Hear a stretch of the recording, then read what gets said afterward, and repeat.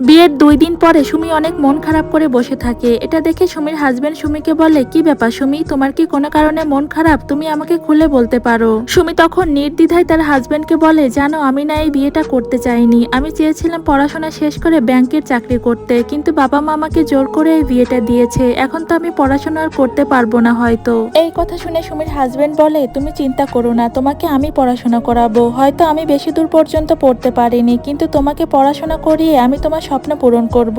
এর পরের দিনই সুমিকে একটি কোচিং সেন্টারে ভর্তি করিয়ে দেয়, যাতে সে ব্যাংকের চাকরির জন্য প্রিপারেশন নিতে পারে। সুমি সারাদিন পড়াশোনা করে, আর সুমির স্বামী তার নিজের সব কাজ শেষ করে এসে সংসারে সব কাজ করে, যাতে সুমির পড়াশোনায় কোনো ব্যাঘাত না ঘটে। এভাবেই 6 মাস পরে সুমি যখন ব্যাংকে পরীক্ষা দেয়, তখন তার ব্যাংকে চাকরিটি হয়ে যায়। এটা শুনে সুমির স্বামী অনেক খুশি হয়। আসলে এরকম বর পেতে ভাগ্য লাগে, কারণ সুমির মতো এমন অনেক মেয়ে আছে যারা পড়াশোনা করতে চাইলেও শ্বশুর বাড়ি থেকে করতে দেয় না।